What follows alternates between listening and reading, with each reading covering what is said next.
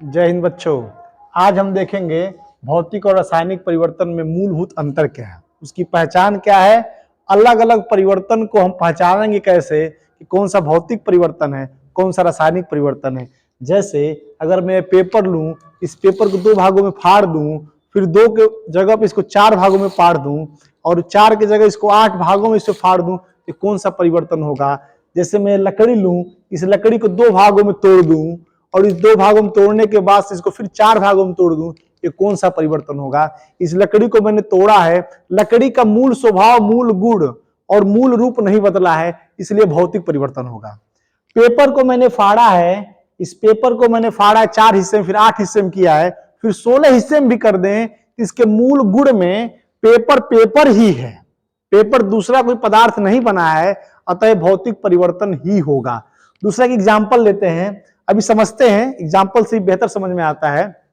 जैसे अगर ये मेरे पास बर्फ है, ये बर्फ है, देखिए ये बर्फ है, ये बर्फ है, फ्रिज में जमा हुआ बर्फ है, इसको कुछ देर तक मैं इस प्लेट में रख दूं तो कुछ देर बाद ये टेम्परेचर से अपने आप पे पानी बन जाएगा, तो बर्फ से पानी बन गया, अतः इसका भी सूत्र वही होगा जो पानी का सूत्र है, अतः भौतिक परिवर्तन है। फिर पानी को फ्रिज में रख दूंगा फिर वो बर्फ बन जाएगा, यानी अवस्था, एक अवस्था दूसरी अवस्था में बदला, लेकिन दूसरी अवस्था से फिर हम प्रारंभिक अवस्था में जा सकते हैं, अतः भौतिक परिवर्तन हुआ।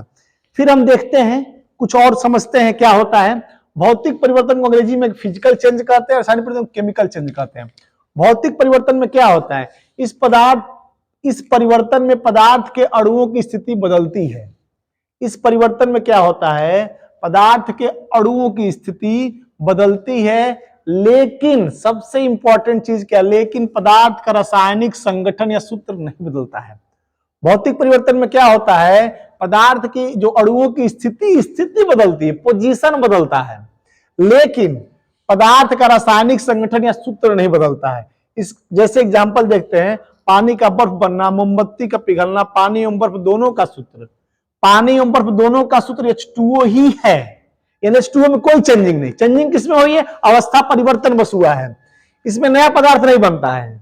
भौतिक परिवर्तन में नया पदार्थ नहीं बनता है, केवल अवस्था बदलती है। बल्ब का जलना, पेपर का फटना, लकड़ी का टूटना, आटा गूंथना, चीनी का पानी में घुलना, सब भौतिक परिवर्तन है। रासायनिक परिवर्तन में आते हैं, इस परिवर्तन में रासायनिक संगठन, अणुओं का स्थिति बदल जाता है। वेरी वेरी इंपॉर्टेंट, अभी थोड़ा डीप में समझा रहा हूं मैं। अणुओं का स्थिति बदल जाता है, यानी रासायनिक केमिकल जो फार्मूला है वो बदल जाता है। जैसे चावल का पकना, चावल का पकना, मोमबत्ती का जलना, आम का पकना, भोजन का पकना, दूध से दही का बनना, रोटी का पकना, इसमें नया पदार्थ बनता है, 100% नया पदार्थ बनता है। इसकी पहचान कैसे करेंगे हम, रासायनिक परिवर्तन है कि भौतिक परिवर्तन, इसकी पहचान ही बहुत ही सरल है। स्वाद का बदल जाना, रासायनिक गुण बदल जाना। एक मोटा मोटा एग्जाम्पल में बता रहा हूं मैं, कैसे इसको पहचानेंगे कौन सा भौतिक परिवर्तन है, कौन सा रासायनिक परिवर्तन। जैसे कोई पदार्थ ए है, ए से बी बना, जैसे हमें लिए पानी, पानी से बर्फ बना, पानी से बर्फ बना, तो इसे भौतिक परिवर्तन क्यों लिखे हैं, क्योंकि फिर बर्फ से पानी बन जाएगा।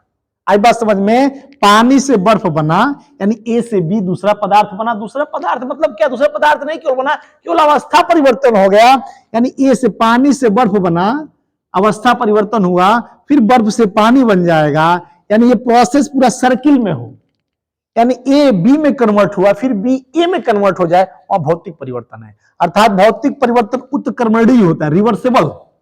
जिस रास्ते से हम घर जा सकते उसी रास्ते से हम फिर घर से आ भी सकते हैं। तो क्या है भौतिक परिवर्तन, इसे पानी से बर्फ बना, बर्फ से फिर पानी बना, उत्क्रमणीय परिवर्तन है, ये भौतिक परिवर्तन है। रासायनिक परिवर्तन में क्या होगा, जैसे हम यहां ले रहे हैं चावल, जैसे हम यहां पे दूध ले लें एग्जाम्पल स्वरूप, दूध, और दूध से क्या बन जाए, दही। दूध से दही का बनना, ये समझना है, बड़ी बड़ी इंपॉर्टेंट है, बहुत इंपॉर्टेंट है, दूध से दही का बनना। लेकिन ये रासायनिक परिवर्तन है, क्यों, अगर कोई ये समझे यहां से, यहां क्या दही से दूध बनेगा, क्या इस तरह प्रोसेस होगा, दही से दूध बनेगा, ये नहीं बनेगा। यानी दूध से दही का बनना रासायनिक परिवर्तन है, क्योंकि फिर दही से दूध नहीं बन सकता है। आई बात समझ में, बहुत ही सहज है। ए से बी ले, यानी एक अवस्था से, एक पदार्थ से दूसरा पदार्थ इसमें एकदम नया पदार्थ बन गया, फिर वो नया पदार्थ पुराने पदार्थ में कन्वर्ट नहीं होगा, चेंज नहीं होगा, अतः यह रासायनिक परिवर्तन है। रासायनिक परिवर्तन में जो अणुओं की स्थिति होती है वो पूरी तरह चेंज हो जाती है। दूध का फार्मूला कुछ और होगा, दही का कुछ और होगा। दूध से दही बनने में जो आवश्यक बैक्टीरिया होता है वो लैक्टोबाइलिसस होता है। लैक्टोबाइलिसस से दूध दही में बदल जाता है, जिसे हम देहात के परिवेश में जोरन कहते हैं। ये बात समझ में आ गई। जैसे हम यहाँ पे आम है, आम छोटा सा आम है, उस आम को हम ले, कच्चा आम रहे खट्टा लगता है, अगर वही आम पक जाए तो मीठा लगता है। तो कच्चे आम का पकना रासायनिक परिवर्तन है, क्योंकि पके हुए आम से फिर कच्चा आम नहीं प्राप्त होगा। अवस्था बदल गई। आटा ले, आटा गूंथ रहे हैं, तो हमने आटा को लिया, आटा गूंथ रहे हैं, गूंथ करके रख लिया, तब तक वो भौतिक परिवर्तन है। अगर उस आटे को हमने रोटी पे पका लिया, तवे पे पका लिया और रोटी में कन्वर्ट हो गया, वो रासायनिक परिवर्तन हो गया। यानी यह पदार्थ चेंज हो गया, अवस्था चेंज के साथ साथ उसमें पदार्थ भी चेंज हो गया, इसलिए वो रासायनिक परिवर्तन होगा। रासायनिक परिवर्तन में मूलभूत जो स्थिति होती है पदार्थ की, वो चेंज हो जाती है। मॉलिक्यूलर स्ट्रक्चर चेंज हो जाता है। मॉलिक्यूल क्या होते हैं? जैसे घर छोटे छोटे ईंटों से मिलकर बना होता है, वैसे पदार्थ छोटे छोटे कणों से मिलकर बना होता है, इसे मॉलिक्यूल हिंदी में अणु कहते हैं। आणविक संरचना इसमें चेंज होती है रासायनिक परिवर्तन में, जबकि इसमें आणविक संरचना नहीं चेंज होती है। प्रायः पूछा जाता है भोजन का पकना कौन सा उदाहरण है, कौन सा परिवर्तन है, भौतिक परिवर्तन है कि रासायनिक परिवर्तन है? भोजन जो हम खाते हैं, हमारे जीभ से उसका पाचन शुरू हो जाता है और हमारे आमाशय में जाता है और पूरा प्रोसेस होता है, फिर वो भोजन रिवर्स फिर भोजन में नहीं बन सकता है, इसलिए रासायनिक परिवर्तन है। छोटे छोटे, जैसे मान ली लोहा को हमने रख दिया, लोहा पे जंग लग जाए, लोहा पे जंग लग जाए वो रासायनिक परिवर्तन है। लेकिन लोहा को हम गर्म करें, गर्म करके फिर वैसे प्राप्त कर लें तो भौतिक परिवर्तन है। हम एग्जाम्पल देख सकते हैं, अगर ये मोमबत्ती है, मोमबत्ती जल रही है, मोमबत्ती अगर जल रही है, इसका जलना, इसके जलने के बाद से थोड़ा सा हाथ रख के देख लें तो एक कालिक टाइप का हाथ में आता है, यानी कि अभी जो जलने का प्रोसेस है सेम मोमबत्ती में कन्वर्ट नहीं हो सकता है, इसीलिए जलना रासायनिक परिवर्तन है। और वहीं देखिए मोमबत्ती पिघल के नीचे गिरी रहती है, तो पिघलना भौतिक परिवर्तन है। माने एक साथ मोमबत्ती के जलने में दोनों परिवर्तन होता है, मोमबत्ती का जलना रासायनिक और मोमबत्ती का पिघलना भौतिक। ये बहुत ही बेसिक अंतर है जो एग्जाम में पूछा जाता है। लकड़ी का टूटना, जैसे मान लीजिए लकड़ी मैंने तोड़ा है, शुरू में ही बताया, लकड़ी को मैं तोड़ दूं, 10 भागों में तोड़ दूं, लकड़ी लकड़ी ही रहेगी। लकड़ी के मूल अवस्था में, मूल पदार्थ में कोई चेंजिंग नहीं होगा, अतः यह भौतिक परिवर्तन है।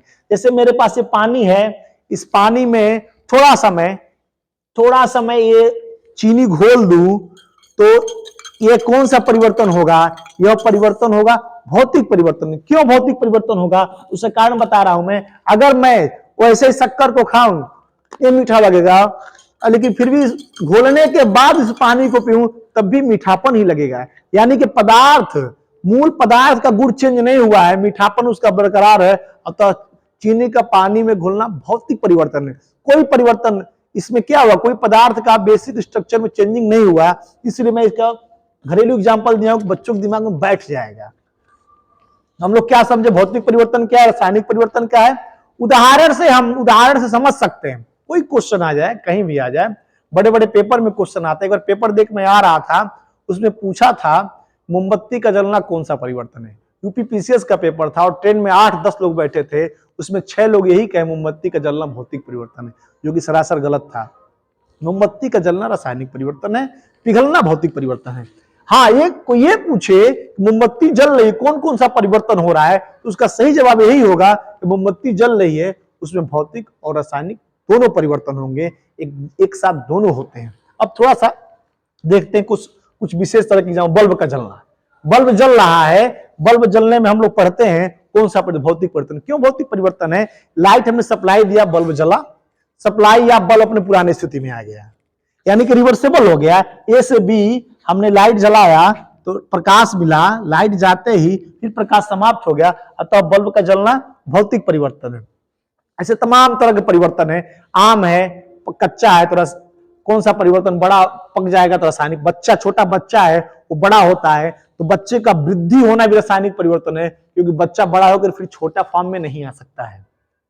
आप लोगों को समझ में आ गई होगी बेसिक अंतर। कहीं से कोई क्वेश्चन आ जाए परिवर्तन से रिलेटेड, विशेषकर भौतिक और रासायनिक परिवर्तन से, तो मुझे पूरी उम्मीद है आप लोग का बिल्कुल गलत नहीं होगा, एकदम 100% सही होगा।